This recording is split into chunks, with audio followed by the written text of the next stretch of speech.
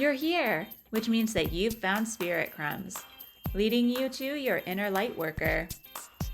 I will be sharing how these tiny little hints from the universe have led me to where I am today.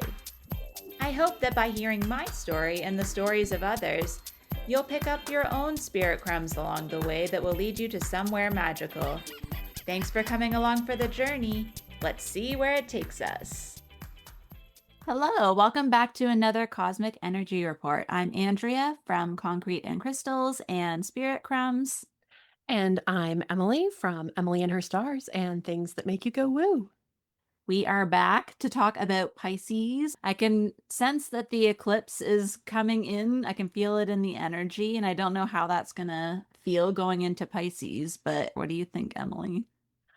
Oh my gosh, I feel like I'm already living in Aries season. I'm having a really hard time staying grounded in the present. I feel like there's already a lot of Pisces energy in Aquarius, if that makes sense. And I also feel like it's going to be a very Aries like Pisces season.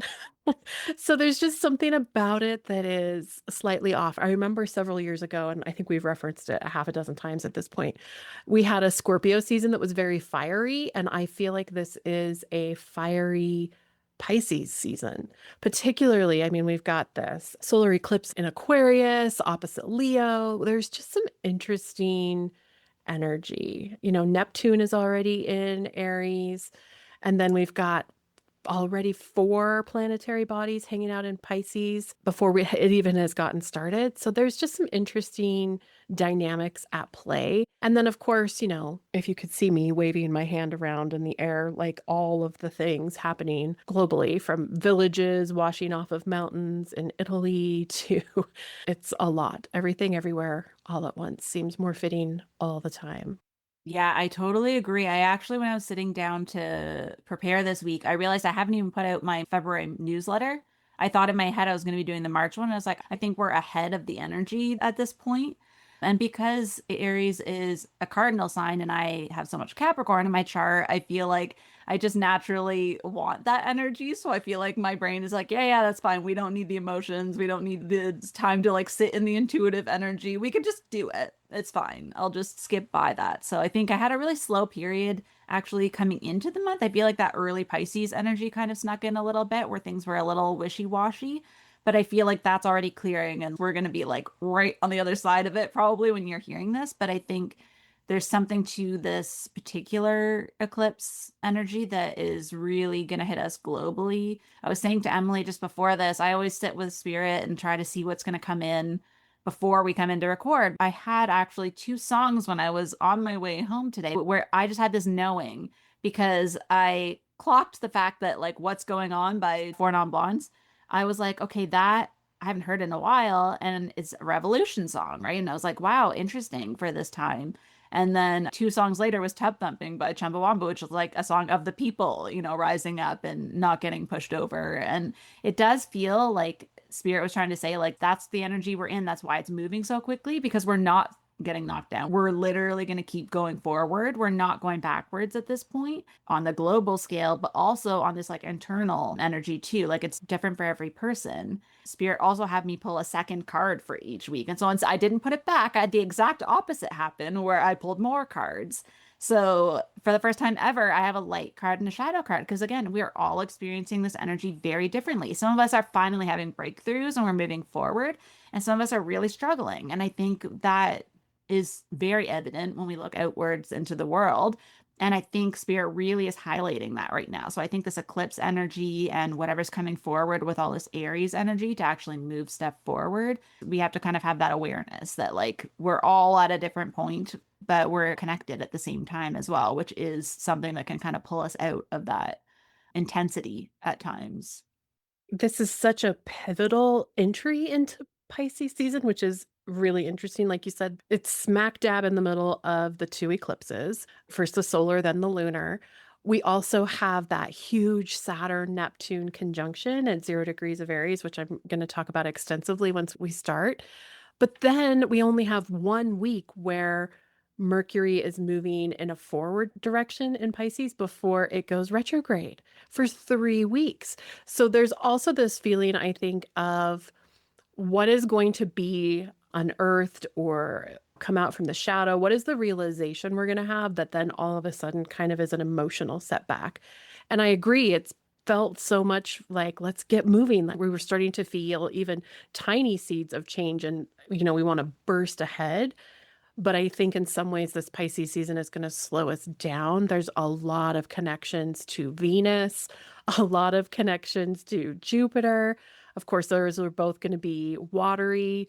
We're going to have a lot of Mercury water. There are a lot of pieces of Pisces that are going to force us to look at why we've been feeling something, how we are managing it, and how we're actually going to move forward using those emotions in a way that better us versus allowing us to fall victim, because we've had Neptune, of course, hanging out in Pisces for 14, 15 years. And there is sort of this collective shadow of, is it ever going to get better? And nobody's looking out for me. We're all looking out for someone else. And I think we're a little pessimistic. There's some apathy. All of these things are coming into play. And when these two planets meet, I'll talk some more about what the potentials are, but it's such a slow buildup. Like they're already, as we record this, within a half of degree of each other. So we are essentially in the energy already, and it will take just as long to dissipate on the other side. But the exact moment, of course, is we talk about like, is that when something happens? Is it setting it up for the next 6 months or for the next 30 years? How that all unfolds is a little bit more blurry, left up to individual astrologers what they want to predict. No matter how you slice it, it's just such a pivotal time for us. It's not backing down anytime soon. Yeah, I am really curious to hear what that is going to bring. I was even just looking up the lyrics now because What's Going On by Four Non Blondes. The first verse is 25 years and my life is still trying to get up that great big hill of hope for a destination. I realized quickly when I knew I should that the world is made up of brotherhood of man for whatever that means. I think that's the point we're at right now. And then it ends with the phrase, I pray every single day for revolution. The fact that it says like screaming at the top of my lungs what's going on, I think that's the point we're all at. But like if you're all yelling it, if you're all out there doing it, you're out there together having this collective moment, right? And so it's like if we're all out there screaming, which in Minnesota and a lot of places that is what's happening. Other countries that aren't getting the attention they need yet, there's people out there screaming. And 25 years, it's like it does take a long time for us to realize what's happening and like why things are happening the way they're happening. And that's where that tub thumping comes in. It's I get knocked down and I get up again. It's a literal thing in some cases, but it's also that idea that like before maybe we did let things like go with the news cycle, right? If you think of like the Black Lives Matter and like COVID and all these things where it's like we let the news cycle do what it does. Something new comes up, we move on, even though we know we shouldn't. And there's people that fight every single day. There are people that don't stop fighting, that keep going.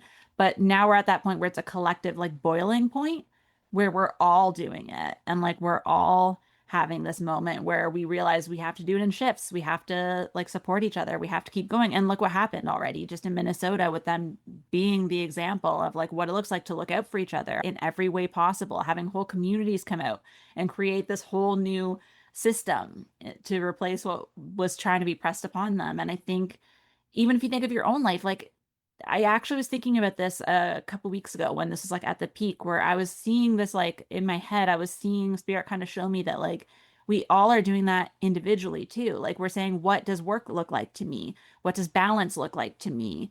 What do I actually care about? What am I going to prioritize? Like a lot of us are doing that in our own way, changing our own systems. My third eye has been like basically vibrating for the last couple hours. Like, you're not going to let this go. You're going to keep going. We're going to really get that hope out there. And it is like that hill of hope. I think we're at the peak of this like hope where we're actually starting to see the other side. Like, oh, there is another version of the world on the other side of this. People do care. When you get to see these examples of huge groups and thousands of people showing up, it does actually kind of renew that hope that comes through to be able to keep moving forward for yourself and for others. So yeah, that's my big download, I guess, for the day. But it's that combination of Aquarius, very much obviously community, global energy, meeting that Pisces energy. We're all connected, right? It's that ending point where we realize we're all connected. And now we're going into a point where like we're already feeling that Aries energy of the starting over. We're already feeling that and it's helping us pull through so we don't get dragged down maybe as much. Sometimes it can be very heavy in that like 12th house Pisces energy. It's fast forwarding us to the point where we usually take the entire cycle to realize, oh yeah, we're all connected and like come back out. It's like, let's not do the deep dive. Let's just know that and just like keep it going. Like the water can't completely wash everything away right now. I was thinking about the physical manifestation of that energy taking form, particularly on threads, where unfortunately there was that horrific shooting in Canada this week. And I noticed, Canada, bless your hearts, have been rooting for us down here and just reminding us to stay strong. I saw someone sign off one night and say, I've got to go deal with what I'm feeling. And people here in the States were like, don't worry, Canada, we're on watch. You go rest. We're on watch. We've got this. And that feeling, not only statewide and in your area code, those regions were maybe more isolated before. And now it's like, we see you, Ukraine. You do what you need. We're here to support you. What can we do? And also recognizing individually when we need to turn that off for a minute, which is a new level of self-awareness that I think many of us, we're at the front lines trying to fight, and then you burn out and the news is not giving us ethical nor even accurate representation anymore. And so we're like, no, I'm taking all of these matters into my own hands and I'm managing what I'm ingesting on a mental level so that I can move forward in ways that actually support people that I've connected with. It's not so faceless anymore. So I agree. I think there's some beautiful parts to that. So let's dive in a little bit and kind of get going on Pisces season. It, of course, starts this year on February the 18th. And this is the final chapter in the zodiac. It's that sort of pinnacle energy. It's the closing scene before the rebirth when everything arrives in Aries. And we're working towards spring equinox. So astronomically, energetically, we're kind of in that last stretch where winter here in the north or summer in the south is fading. And so we're not fully into the new energy yet. We're in the liminal. This is mutable energy. It's adaptable, it's dissolving, it's very go with the flow. And so change, you can feel it in the air, and Pisces becomes part of that change, but it kind of feels it before it arrives, which I think is exactly some of the energy we were just talking about. It's like we feel it, we're just waiting for the physical and material manifestation of it to actually happen before our eyes. The symbology is the two fish swimming in opposite directions. And this really symbolizes the duality. A lot of times people think it represents the ego and the soul, the reality and mysticism, human life versus divine consciousness. Pisces is both of those at the same time. And so there's this constant surrendering to the tension between those two forces, but staying oriented enough to actually make progress. It's like swimming in the ocean, but knowing that you're still headed towards an island, or leaving the island and swimming across the ocean and knowing that you're heading somewhere else. So Pisces generally has a tendency to feel everything.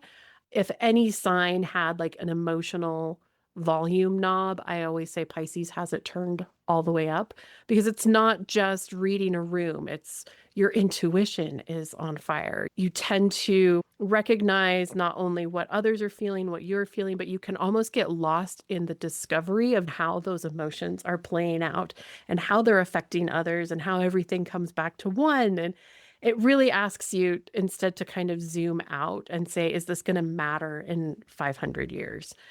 We can recognize that there are some things that are happening right now that, yes, will, and there are things happening right now that won't. And so can we discern the difference? Can we pick the things that are more important or more valuable or hold for long term versus the immediate things that make us mad? Who broke up with who, or who switched on a football game? Those sorts of things matter much, much less than the big perspective. In terms of water signs, Cancer kind of protects what's its own, what belongs to it, what's family, what's safe and secure. Scorpio defends. It's like, I'm going to get you before you get me. Pisces transcends in some way. It wants to seek forgiveness and to release and to find sort of spiritual meaning and hurt. But what can come from that is escapism. It's numbing out, disassociating, over fantasizing, kind of getting lost in mysticism and getting lost in all of the things that aren't living physical life. Now, remember, it's opposite Virgo. So, where Virgo can get so attached to the details, it forgets to pull back and enjoy some of the mysticism. Pisces can do the opposite. It can get hypnotized, overwhelmed by collective suffering. And I think we're all feeling that collective overwhelm right now. So, making sure you find that balance, go into routines that can support you. If it's going to the gym, if it's going on a walk, if it's journaling, meditating, whatever it is you need. Pisces needs grounding. Mysticism needs grounding. Spirit needs structure. That's what's so beautiful about being a human. There are other pieces to this. Dreams are particularly heightened during this time, intuition, all of those things. But really finding ways to separate your personal feelings from what's being absorbed. I think that's my best advice for Pisces season, and particularly for this one. So everything you just described about that energy of Pisces and like that feeling of like you can't turn off the fact that other people are suffering, I think that is coming through a lot. I mean, I have to say, like for the cards, there's a bit of a light and shadow for each of them. I think that is going to be helpful. It's like maybe if you are really feeling the shadow, you can see what the light is to be like, what could I maybe focus on and see evidence of around me and other people around me? Maybe other people are more in the light at that time. And then you may be the one who's in the light aspect the next month. And it kind of gives you that dual perspective instead of feeling like, okay, I'm not feeling what everybody else is feeling. So, like, what's happening with me? Like, that's why Spirit stepped in with this extra layer.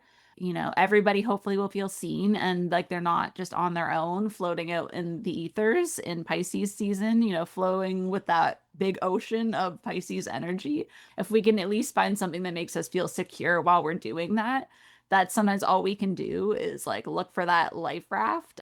Is there anything else you want to add, Emily, before I jump into the No, week? I think that's great. I'm going to do a little bit of talking around the big conjunction, but I kind of want to see what your cards are first to see how it's going to play off of each other. Okay, I love that. I'm excited to hear that. Okay, so to start off Pisces, we have from February 18th to the 21st. The original card that I pulled was the Six of Cups. So we're feeling like nostalgic, again, that emotion energy. I think some people are looking back at like how things were in the past and kind of longing for a stability that maybe is not there anymore because when we think of six, it's like harmony, it's like family, it's these comforting energies. Sometimes the nostalgia and like that Six of Cups can be pulling us backwards too far to the point where we're not seeing what's possible forwards, where it's like actually physically impossible to go backwards. It's like when something comes out of the can or when you unpack the suitcase and you can't pack it back the same way. It's that kind of energy where it's like we all know it's too much now. We can't go back to pretending that we don't know. It's worked in the past where we've been able to cover it up and repackage things as something else. But like now we can't do that because it's a clear package at this point. Like there's nothing hiding it. And so I think that's the shadow aspect of that Six of Cups. But then the other side of this few days is the Seven of Wands, which is a very different energy. It's protecting your energy. It is protecting your peace, not letting people come in and poke at what you know to be true or what you are feeling in the moment. And I think I just have this feeling, especially if you're doing really well right now, I would let yourself stay in that energy at this point and really see where that's taking you. We all know as humans at this point in the world that we need to ride those waves when they're here for us because we've all been in the trenches for the last while. The energy of the Seven of Wands, it's very much like protect your peace. And I think it's that kind of energy that Emily was talking about where you might be looking at like taking a break from what you're consuming and giving yourself space to just process.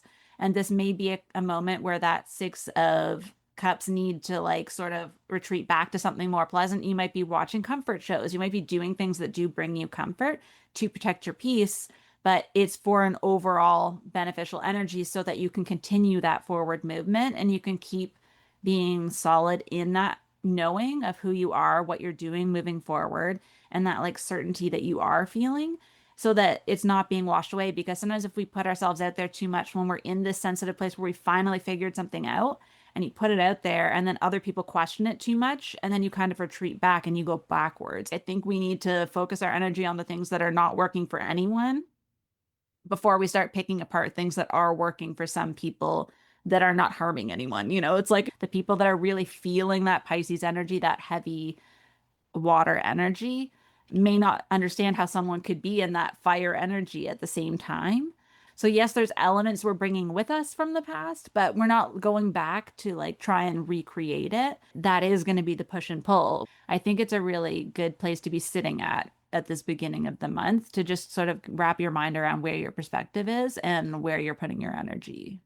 Yeah, it's hard to go from I mean, we're literally gonna have this new moon solar eclipse on the 17th. It's also the first day of Fire Horse and Ramadan, and, like, we have a lot of initiation energy coming in right then on the 17th, and so on the 18th, when the sun moves into Pisces, I always think of Pisces in similar ways to Scorpio because I always feel like the veil is thin this time of year.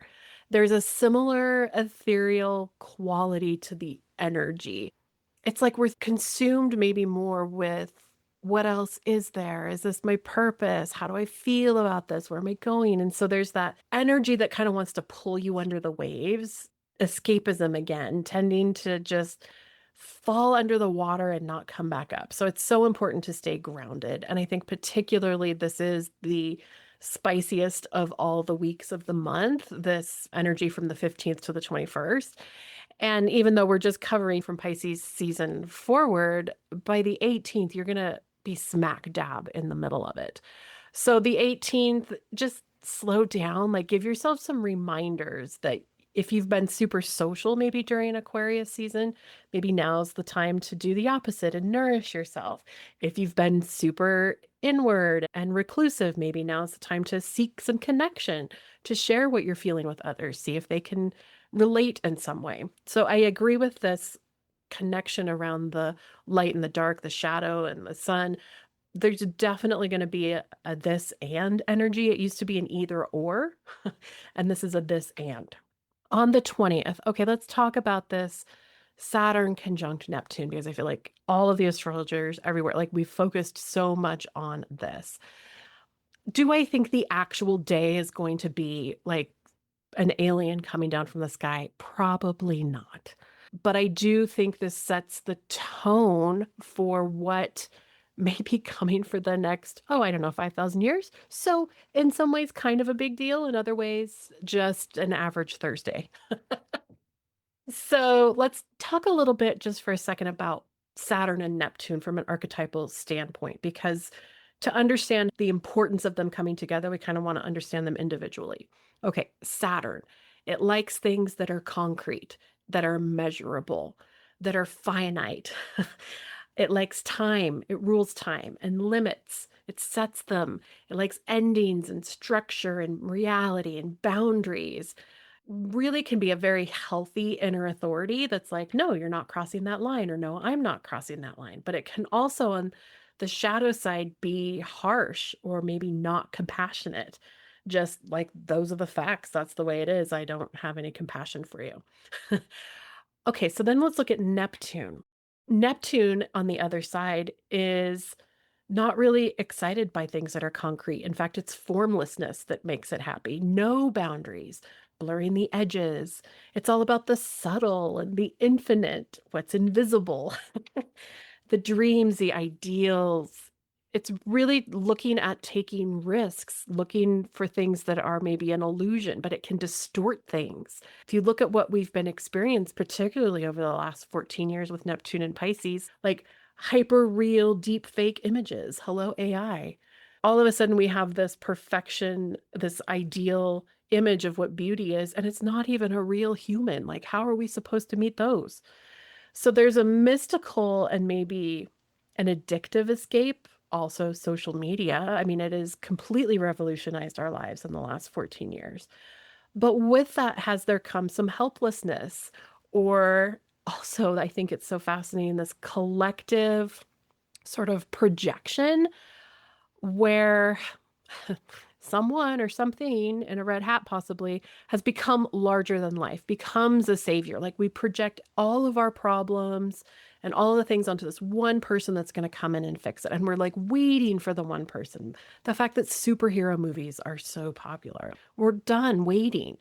So, together, when these two come into a relationship, Saturn and Neptune, it's really this connection between concrete and undefinable, realism versus idealism.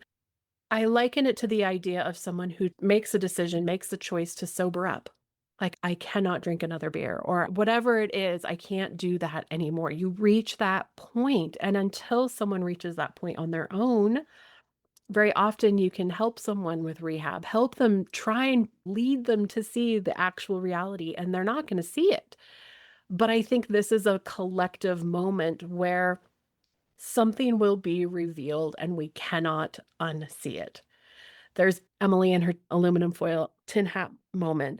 There's chatter down here that maybe Trump is going to disclose that we have intelligence from other planets or connections, not only as a way to like throw a flag in another direction so people stop looking at Epstein, but also as, like the ultimate power play, right? Here's something that you never knew, and now life will never be the same. So, whatever that looks like. The other thing where I think this is playing out in real time, and I literally saw this on the news, in California, there's a huge trial right now where I believe it's the state of California is suing Instagram. Don't quote me on that, but I know Instagram itself is on trial. And the CEO yesterday went on record saying that under no circumstances is social media or Instagram addictive. We can all laugh because this is exactly the type of reality where it's like we know the negative impacts. We have proof that this is real. You can't pull the fleece over our eyes anymore. You can't say, oh, just limit it, turn it off. If they had something that popped in that said you only have 30 minutes, go, people would panic.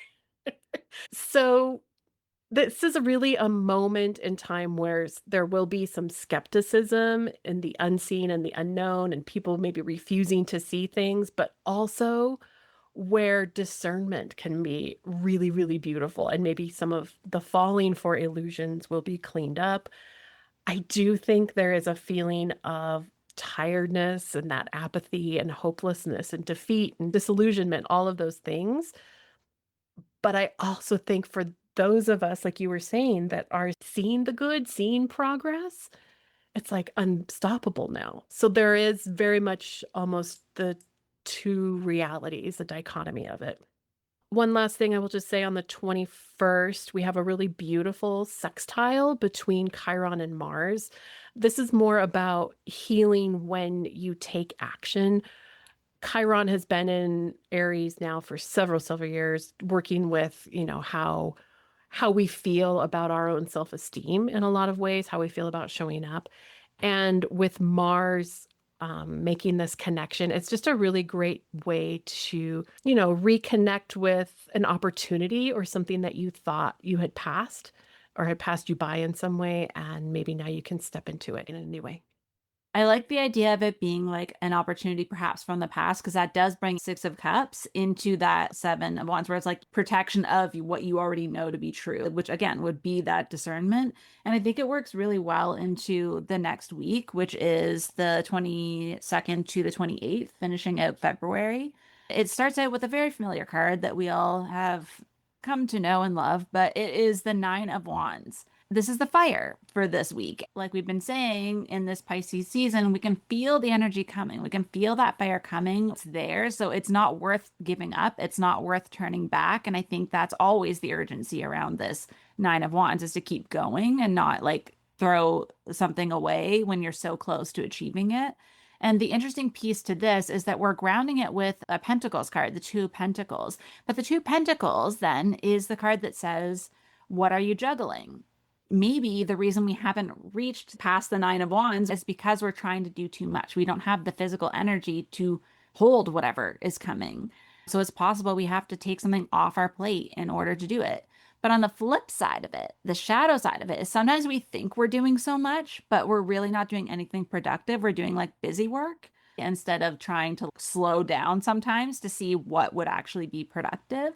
And I think that's the other side of this is there's a reason we haven't made it past that 9 wands, why it keeps haunting us and coming back every once in a while here in the cards is because it is a collective thing and we do need that hope and that reminder every once in a while. But if you're looking at it from a personal perspective and it's resonating when I say perhaps either you need to let something go or perhaps you need to pick something up or just hold a little bit more. Like it might be uncomfortable. Maybe we've gotten used to not holding much at all. Now it's like, okay, I got to get back to reality. I got to maybe do more than I want to be doing for a short time until I get to the other side of it. And I think that resonates with me a lot right now. And I think it will resonate with others as well if it's meant to. But I think we can see two sides to each of these because, when we're balancing, it's like, what are we letting go or what are we picking up? Like maybe we are capable of balancing more than we think we are. Maybe it's a matter of like, okay, I can have my full-time job and I can start doing this other thing that's really exciting. Like maybe there is something to that.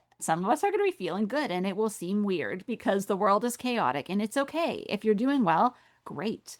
No need to downplay it. You don't need to pretend. You don't need to make yourself smaller. Keep going because other people need to see that something's working out for someone. I think at this point, if I can see that someone else is succeeding, then at least I know, okay, it's worth pushing through this energy and holding on and maybe doing a little bit more than I want to be doing for a little bit longer. But yeah, I think this is going to be an interesting turning point for a lot of people this week of recognizing where that energy needs to shift. I like that you brought up the idea around some people are doing great, like things are actually finally starting to click into place. And I do feel from an astrological standpoint that it may be a lot of you who have fixed sign energy because Uranus is now not retrograde. We're going to be ending retrograde with Jupiter soon as well, but there's a feeling for fixed signs. This is, of course, Taurus, Leo, Scorpio, Aquarius, recognizing that you've felt held back. It's like you were doing all the same steps you had been doing for years, but nothing was coming from it. And now all of a sudden, things may click into place in some small way or another that leaves you kind of baffled. Don't dismiss it. I think that healthy skepticism is good, but don't fall into complete disbelief. Like, well, it must not be real because it didn't happen. This is a big week, and I feel like a week where you might want to pull back and kind of look at the bigger picture. There's a lot of head and a lot of heart energy. On February 22nd, we have Venus trine Jupiter. And this is a really beautiful moment because it's really super compassionate. It's about showing up for, the people that you love and remind you that true connection with another human being doesn't have to look or be perfect. It's about being in someone's life and knowing that they accept you just as you are and vice versa. There's stability in that when you can see the whole person, flaws and everything. So I think that Venus trine Jupiter will be a really beautiful day on the 22nd. On the 24th, we have the first quarter moon in Gemini. The thing about a good quarter moon in Gemini is that your brain might be buzzing with like so many ideas. My advice always in this situation is to just choose one thing to focus on and don't focus on everything. Or if you feel like there's too many good ideas coming in, write them all down, look at them the next day. 10 of them may be worth keeping and 75 might have to go. On the 26th, I kind of throw up the red flag a little bit on this one. Mercury goes retrograde in Pisces. So this is going to last until the literal last day of Pisces season. So we only had that 1 week of retrograde free energy. And Mercury in Pisces, this is your thoughts and your communication and wanting to connect with someone else, kind of having crossed wires because you're like, well, I intuitively see and feel something, but am I seeing it clearly? Do I feel it? If I say it out loud, am I saying it correctly? Or does someone maybe misinterpret it somehow? I always say back up your files, update your passwords, make sure if you've got any big contracts, try and get them submitted ahead of time. Although if you can't, it's okay. The world doesn't stop. Just make sure that you slow your action down, slow your mind down. Think about things that you maybe would have done almost in I always think like when I drive somewhere and I'm like, "Oh my God, I don't know where the last 6 blocks went." I just did it on autopilot. Maybe less autopilot and like how you send your emails and looking at contracts and just clarifying things. Have a sense of humor because other people are going to be doing it too and they're going to be mortified. You get the wrong drink order. Just laugh it up with the barista, reorder. Life's too short. On the 27th, we've got Mars square Uranus. This is a touchy, angry, kind of combative day. Mars already tends to be aggressive. It's just like it wants to move forward. It doesn't want anything to hold it back. And it's going to be squaring disruptive Uranus in Taurus, who's also stubborn and fixed. So this can really lead to tempers, egos, just it's like the universe saying, maybe don't engage in that argument. Like they may push every button. And you have to consider things are in retrograde, so things are going to get misconstrued. This just kind of blows it up. So I would say think twice before jumping into something to try to defend your thought or your action and just kind of let it go as much as you can or do it in the background. Don't share all your ideas with people. Keep kind of your cards close during this window. On the 28th, we have the Sun conjunct the North Node. So those two are meeting up. And we also have Mercury conjunct Venus. So this is a beautiful energy because this amplifies all of these individual pieces. The Sun meeting the North Node in Pisces is like mystical, spiritual destiny in some way, right? We're learning to let go of these routines that we've relied on to get us further. And in fact, leaning into trust and surrender, like an exclamation point on that. Saying yes to the wild thing that you may not think will work, and maybe it finally does. When Mercury and Venus connect, right, this is your heart and your mind getting on the same page. This is an opportunity where suddenly wishes come true, or dreams can become reality, or you feel this fated connection to someone, or they literally say the words that are coming out of your mouth before you even have a chance to. So brainstorm with friends, find support systems. This is where you can share some of that energy with the people who understand you. But again, I just think during this entire time frame, watch your boundaries. Saturn now in Aries is going to be moving things, moving walls, moving structures in fast directions. So anything you can kind of do to shore up those protections around yourself are important.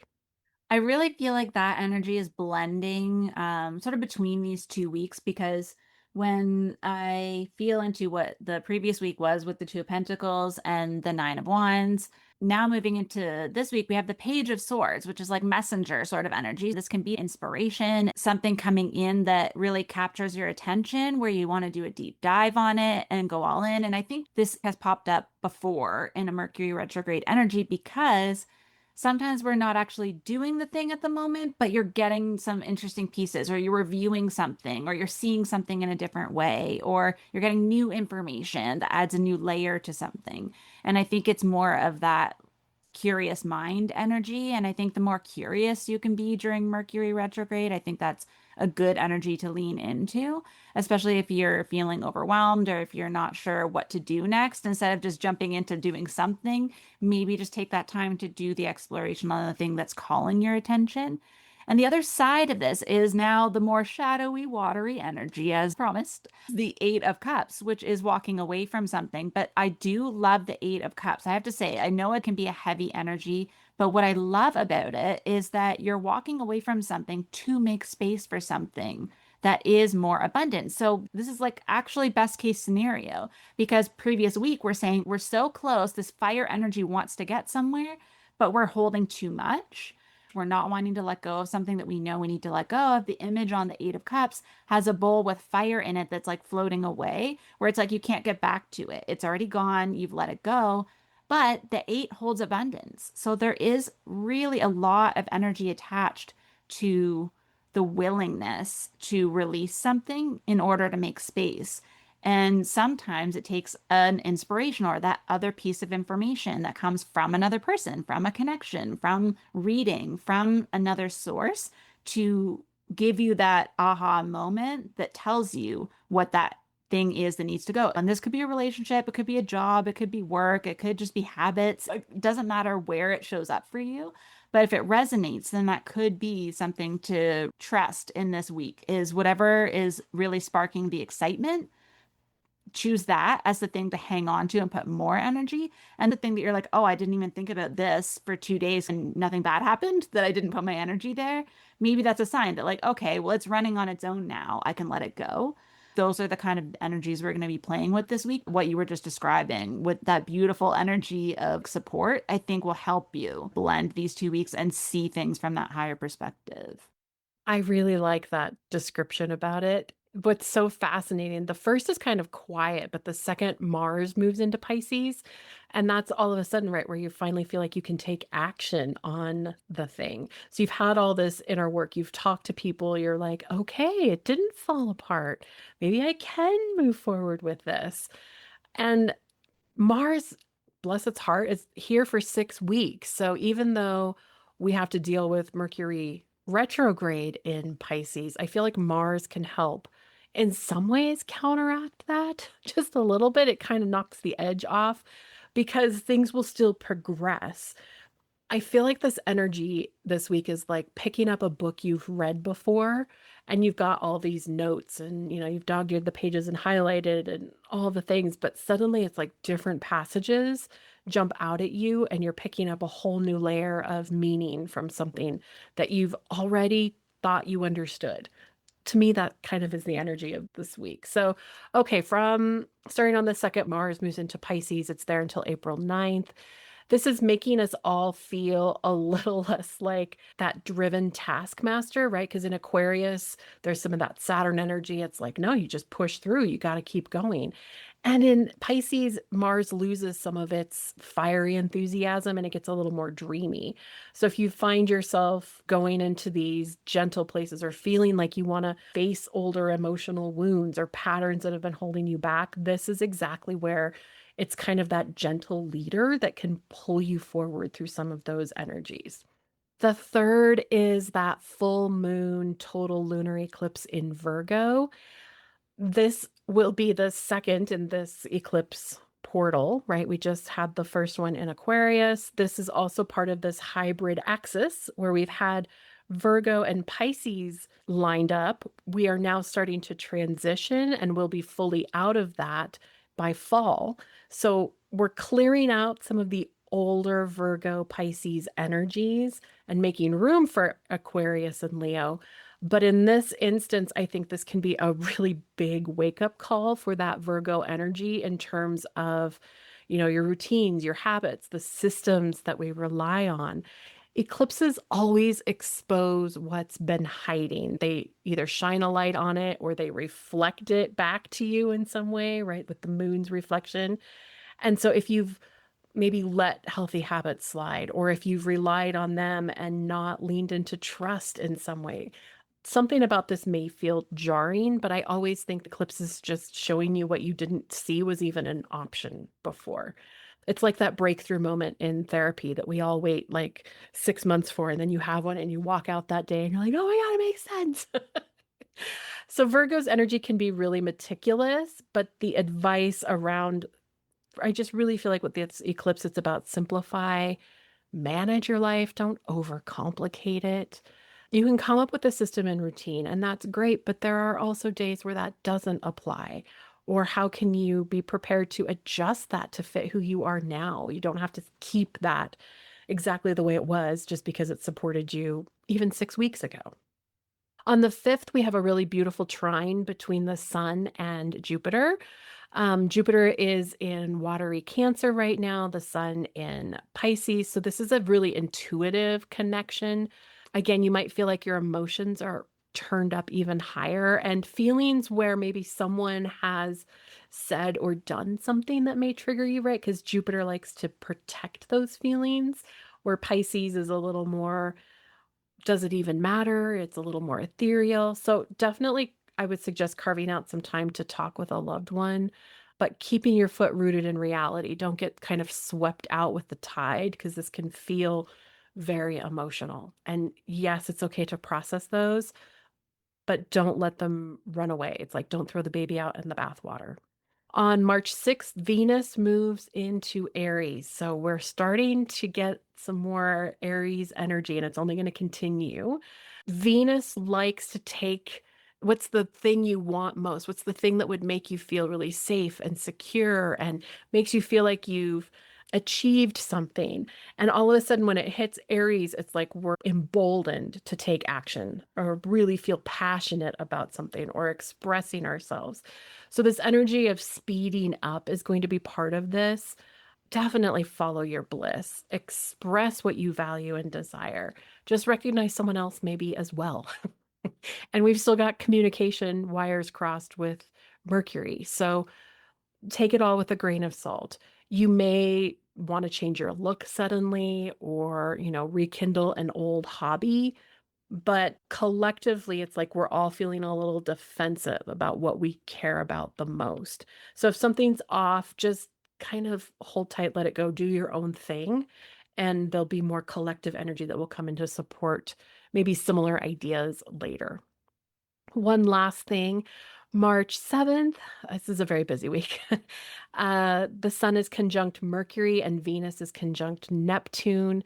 I really recommend this as a day for reflection, and you may even feel this all week because this energy isn't always on just the day.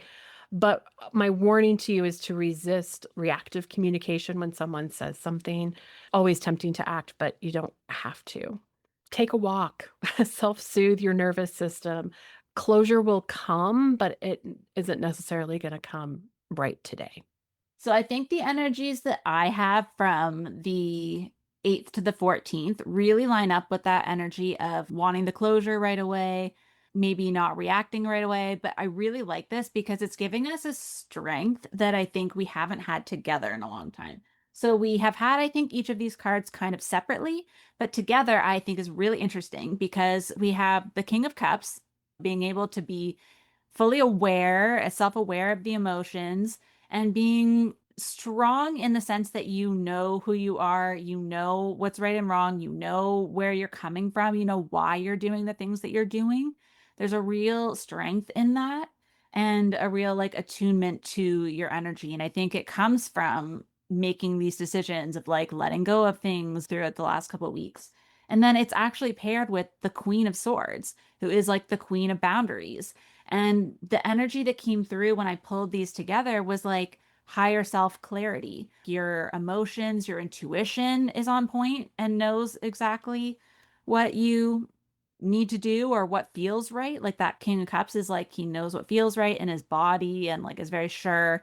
And then the Queen of Swords knows from like a higher perspective what boundaries need to be set. She can be a little bit harsh in a way, but sometimes necessary. Again, it's kind of going back to that Seven of Wands that we had, where it was that need to protect your peace and be protective of the clarity you're getting. Like Emily had kind of hinted at, like, don't tell everyone everything you're thinking of doing, kind of keep things to yourself a little bit. And then this is the point where you're so sure from all fronts. Like you've thought it out really strong, you felt it out, and letting go of whatever you've let go to make space. Now it's making sense. And you're like, yes, this is why I did that.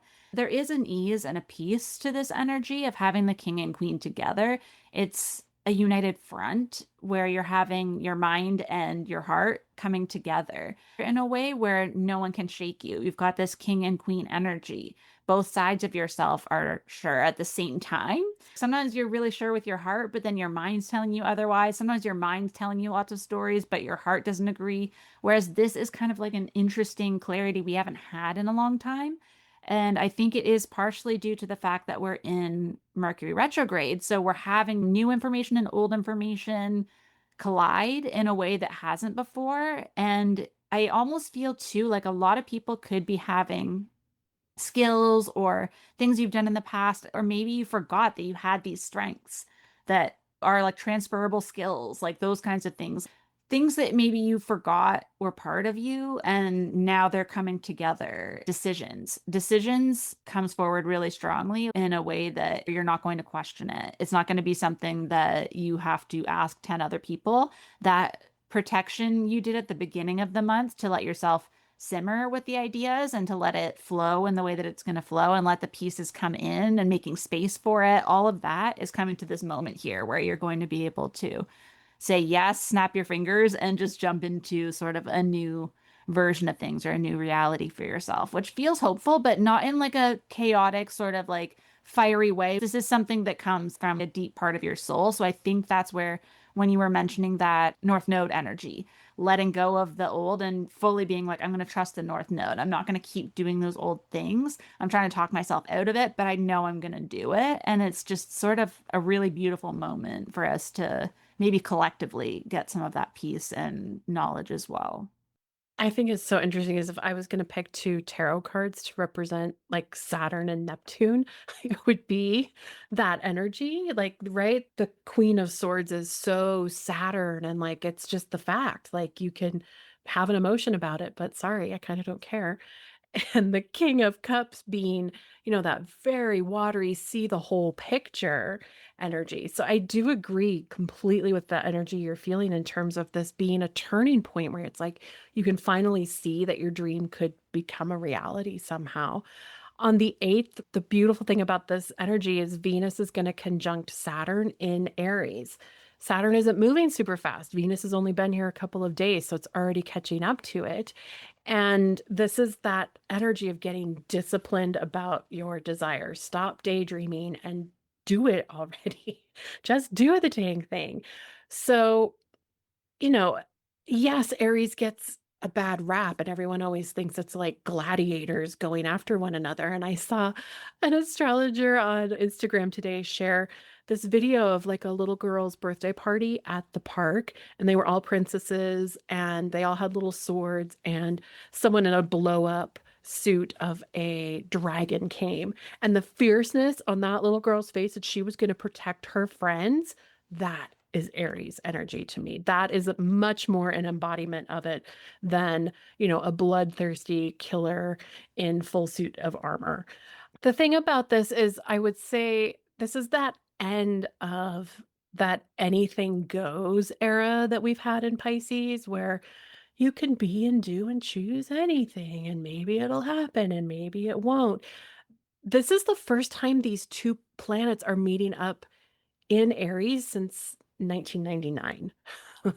So you can look back to that time to kind of get the sense of tone and energy and things that were happening. And it's like, yeah, things are moving forward. Y2K be darned, we're moving into the new millennium. There's something that kind of feels similar in a lot of ways about this energy. On the 9th, we have Mercury, still in Pisces retrograde, trine Jupiter. This is the second out of three. So Mercury is going to meet it twice going direct, once going retrograde. So we're right in the middle of that. This can be, I liken it to all of a sudden an inner emotion kind of bubbling up that you didn't expect, and it's maybe not logical. It doesn't make sense.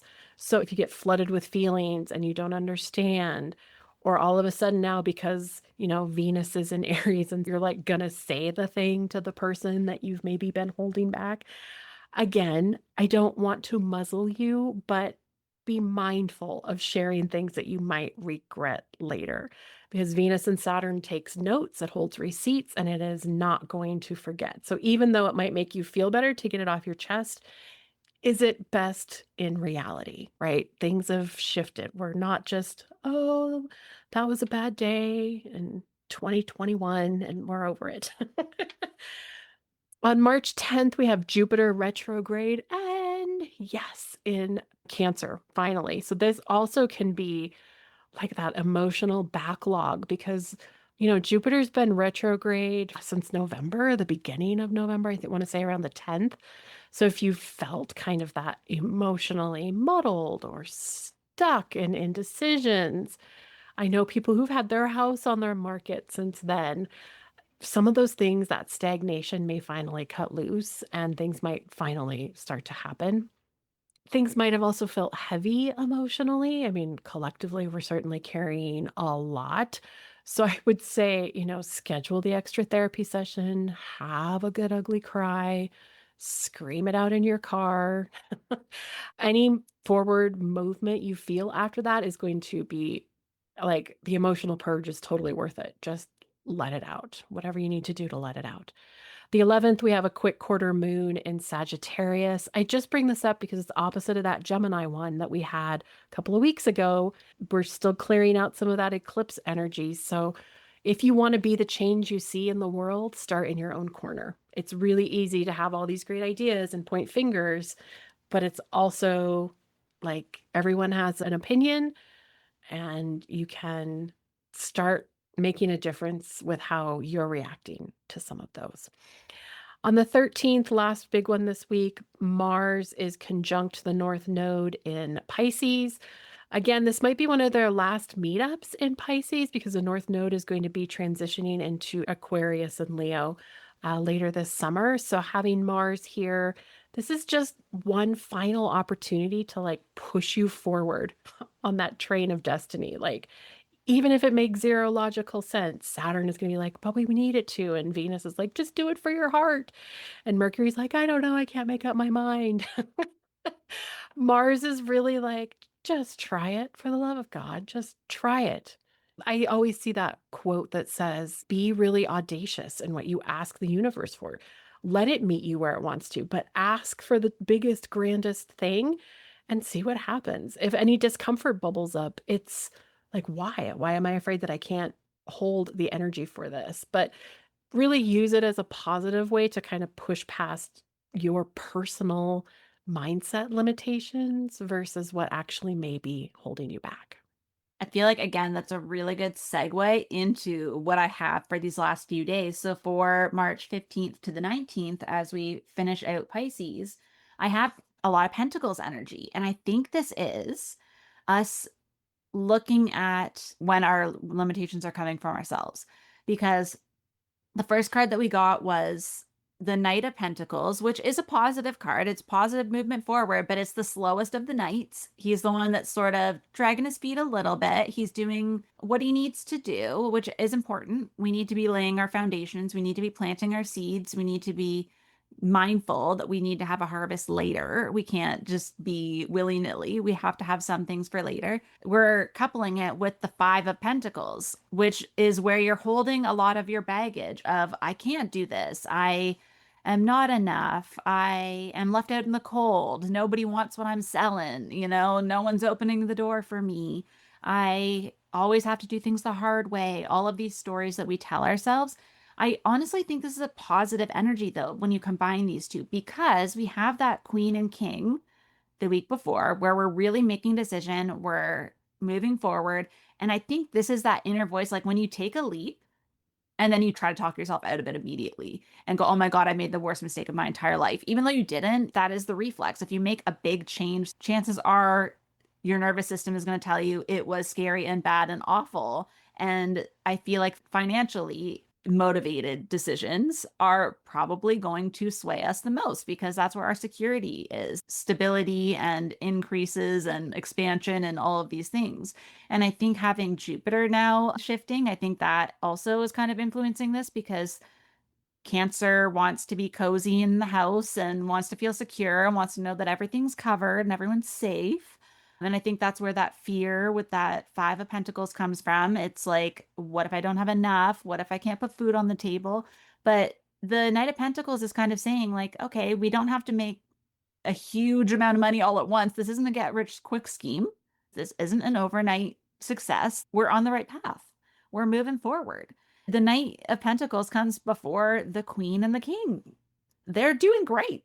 Personally, I would love to be the Queen and King. So if that's the direction we're going, yes, it may feel like a bit of a slog initially because you're getting your bearings again. You're getting caught up. They're showing me in my head, like if you were to stop one job and then you had like 2 weeks where you weren't working and then you start the other job, there's that flux where like you don't have that paycheck in the middle and then you're gonna have to work a couple weeks before the next paycheck comes. Like all the things that could make you think, oh, I can't do this, but it's like you're going to see any reason why you can't do it, even though it's temporary. It's like very short term.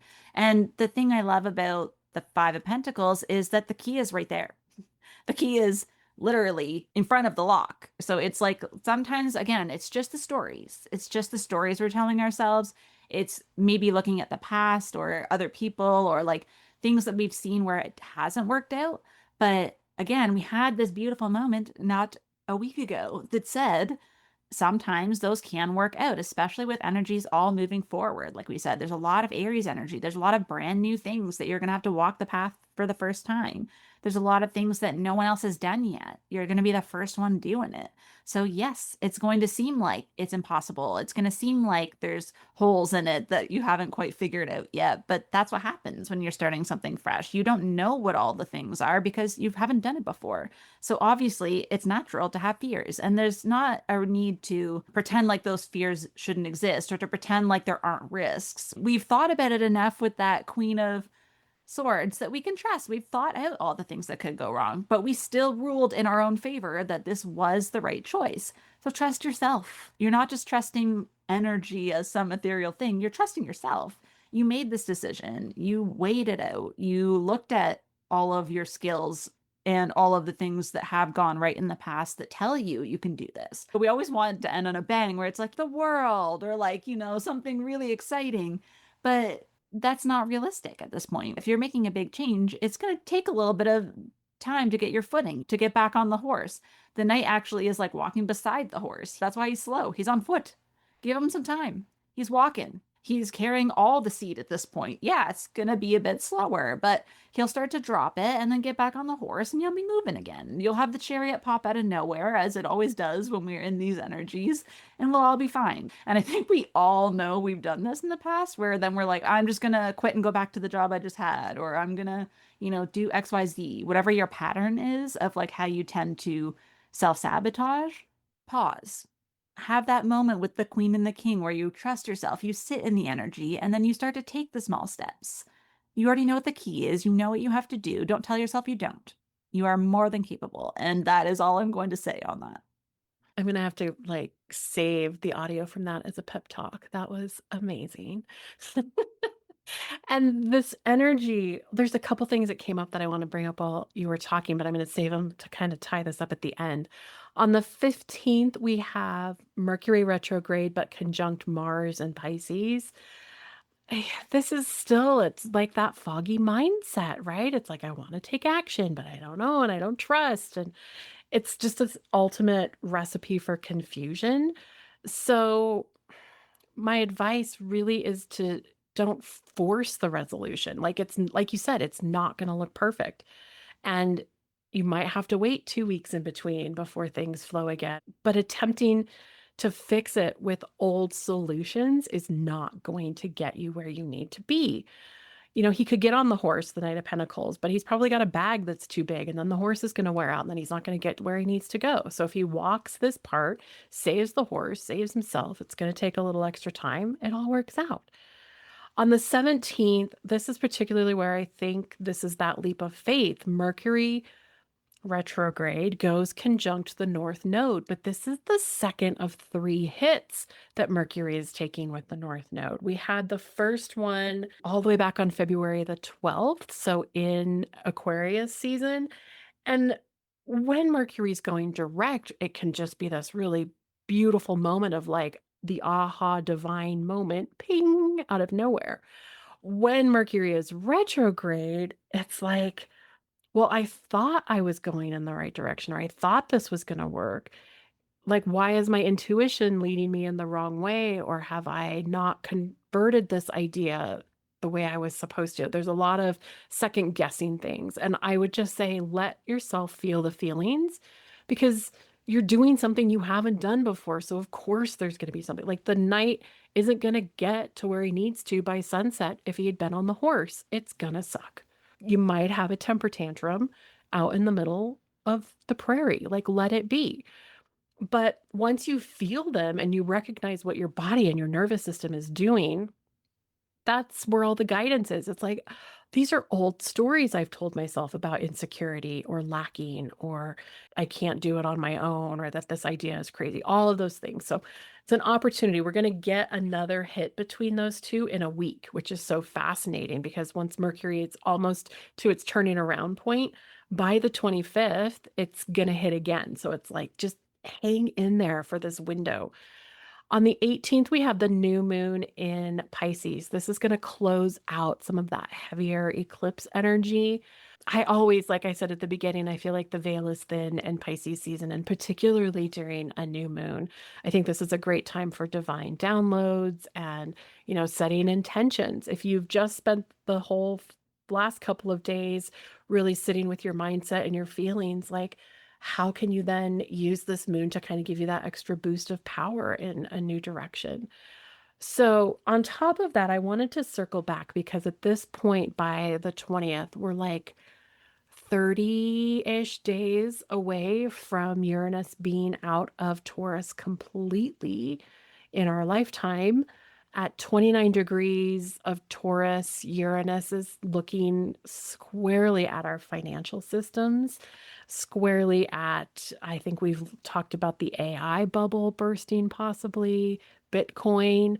So, very much, I think what you were talking about in terms of like maybe that paycheck is going to look different, or there's something that could put some of those limiting fears into you of like, oh my God, I don't know how this is going to work. And I think what you channeled or shared was so brilliant that it's like, it's coming.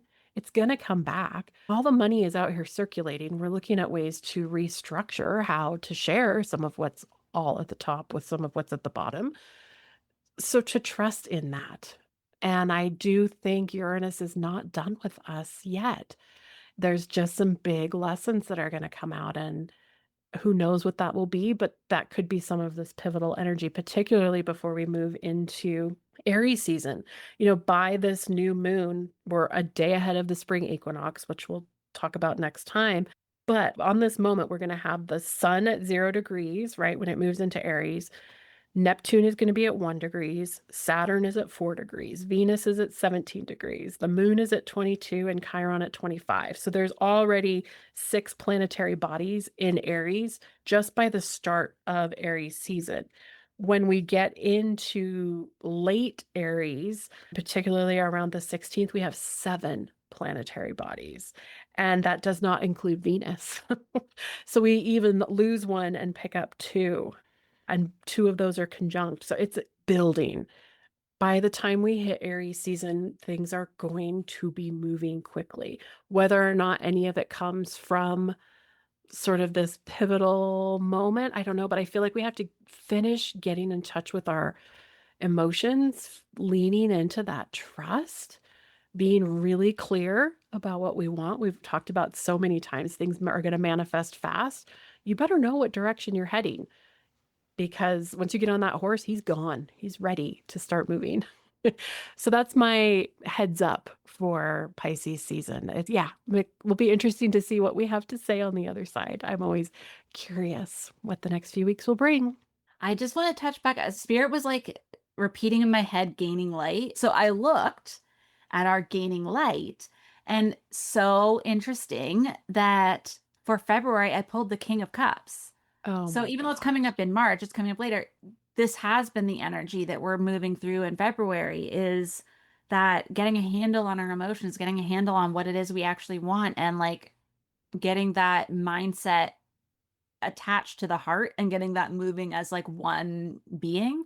And then in March, I pulled the 8 of Wands, energy moving forward. That is that spark of fire. That is so much of that Aries energy.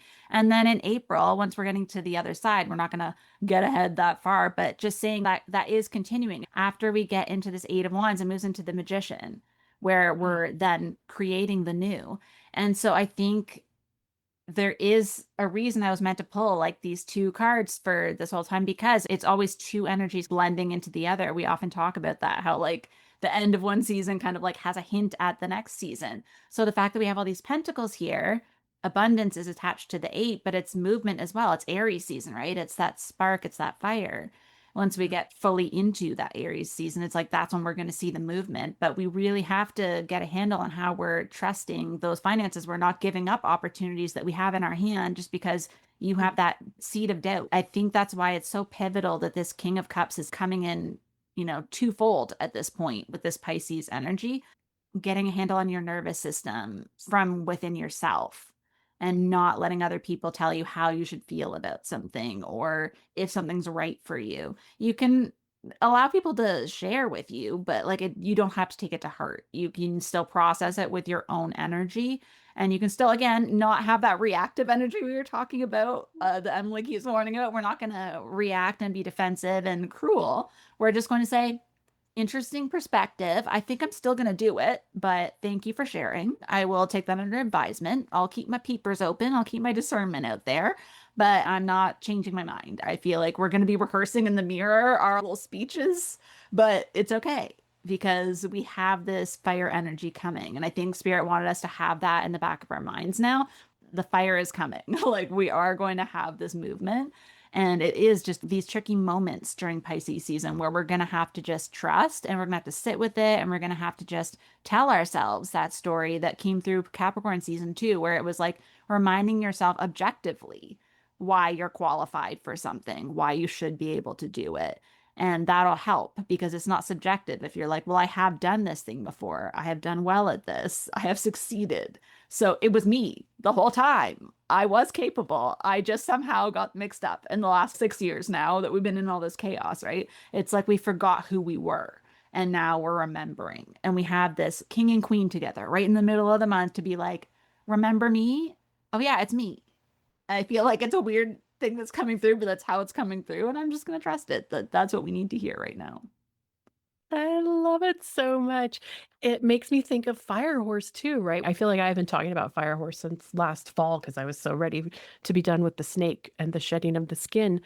But we were talking even last month about how, we were in those final weeks of, well, and I'm still, even as we're recording, we're in the final days of this year of the snake. And it's like we're waiting for the tail. It's like the death rattle and waiting for the whip end to kind of come around and get us. And there's something so beautiful about recognizing, oh my God, I have the horse. I have the power. I have the opportunity to work with something that moves me at a rapid speed in a new direction that I'm willing to go. And the other thing I was going to share, I don't think my Cards and Cosmos members will mind too much if I share this out loud, but when we did our collective card pulls in January, the big theme was as much astrologically that's going on in the spring, it's actually pretty good. Like the cards were positive, they were optimistic. It was like, yes, things are changing and happening. The fall brought more emotional kind of, ooh, I got to let this settle. How am I going to feel about this? So I do think even though there's a lot of that Venus, Mercury, that heavy Piscean energy right now of going inward and feeling all the things and everything's touching Jupiter and Cancer, we're not going to be pulled under the tidal wave like we have been. I just feel it's more like, okay, I sat with it and I journaled for 4 or 5 pages and I'm actually good. I can see where I've changed the pattern or where in the past, this would have, knocked me out for weeks or a month. And now I'm like, okay, I see it, I can accept it, and I can move on. Not speaking from personal experience. I am totally speaking from personal experience in the last week. But there is something about recognizing, yeah, okay, I see it. And I see the bigger picture now. And that's the beauty, I think, of Pisces is it doesn't have to hold your head under the water in a lake that's on fire. Like sometimes, Scorpio or even Cancer can. There's okay, we're going to put this to work. Like, what's the highest good we can get out of it? Yeah, I think that highest good phrase even is sort of coming through a lot. It was like the higher self that was coming through with the king and queen together. Pisces does want to see good for everyone. And I think it sort of does embody everything that's coming through. Like it's all for the highest good. These moments of like uncomfortable reset, sort of new, tender energy. And I think it does speak to what you were saying, where we're going from the snake to the fire horse, because Emily has said multiple times with that snake, when you shed the skin, the new skin is tender. And then we're going into the fire immediately after. That's very frightening. It's like having a sunburn and sitting in front of a bonfire. Like it's maybe a little uncomfortable. Even if you know you need the heat because it's cold out, you might not be the most comfortable. So I feel like you can't be out in the cold in that Five of Pentacles forever. You can't tell yourself you're out there freezing when you have a fire that you could turn around and use, or you have a blanket or a key. You know, you could get in the house if you just opened the door. There's only so much of that we can bear, even collectively. And I think we're going to be knocking down the door at some point. So I think it's almost like when you have that awareness, you catch yourself doing it before you can actually get too far, where you're like, I'm being annoying at this point. I talk about this all the time, where it's like, if I hear myself say I'm going to do something more than a couple times, I'm like, hey, I have to just do it. It is a month with a lot. We've got eclipses, we've got major conjunctions, like Emily was saying, we've got big planetary changes in signs and, unheard of astrology that we don't know how it's going to be. We're going to party like it's 1999, but also what if it's Y2K and everything shuts down? Like we don't know what the new system's going to be like. Maybe we want to go off the grid, but I think there's that collective hope of like, I do want to find out. So I'm going to have to move forward. Otherwise, how will I know? I'll be in the dark forever if I don't actually finally start moving forward. I'll never know what's on the other side if I don't ever go there. We're at that collective point where we're like, I have to do something because this in between is too much. I can't be in it. Let's burn it all down and see, because we've been drowning for too long. I also want to kind of give a heads up. I know poor Aquarius has kind of been going through the ringer. It's one thing to get, yes, we probably get 3 to 4 major touches from planets every year to your specific sun or moon or rising. And maybe they're spread out over a couple of weeks and it's, fine. But this is such a condensed amount of time where you're getting 6 to 7 planetary bodies that are touching things back to back to back to back. It's almost like you can't figure out which way is up. It's like you're in a little bit of a tornado. So I just want to acknowledge all of the Aquarius that have been going through it. Relief is coming. Pisces friends, I'm sorry to say you might already be in it and it's going to ramp up a little bit, but it will pass. Just as fast as it comes in, it will go out again. And Aries, it's coming. I know some friends with some pretty strong early Aries placements and are already dealing with things in terms of family members and hospice and just some bigger things that force us to deal with what's at hand versus the possibility of a potential of a maybe happening. It's like, let's bring it back into reality and deal with what's actually here in the moment. So shout out to all of you and hang in there. It will get better. And it is collectively putting us on the path for, more beautiful revolutionary opportunities. Once we get through this April Aries window, which of course we'll talk about more coming up, we kind of have a little bit of a lull. In some ways, we get a little bit of a break until July. It's something to keep in mind. It's not going to be like this consistently. It just so happens the year kicked off with a bang. I feel like that is a really nice reminder to put out there. So maybe go back to gaining light if you're starting to feel overwhelmed and sort of get a sense that like there is a nice, I think Emily said 5 to 6 week window in there that's a little bit chill. So as long as I think that gives you the opportunity and that reminder that like the Knight of Pentacles sowing the seeds, there's time for those to germinate and like you can get your footing and then feel confident so that when the next wave of energy hits, at least you'll have your footing. Thanks so much for listening, everyone. Have a great one. Thank you so much for joining me on another episode of Spirit Crumbs. You can find me on Instagram for this podcast at Spirit Crumbs, or you can also find me at Concrete and Crystals for my own spiritual offerings and more tidbits about my own journey. Thank you for listening, and we'll see you in the next episode.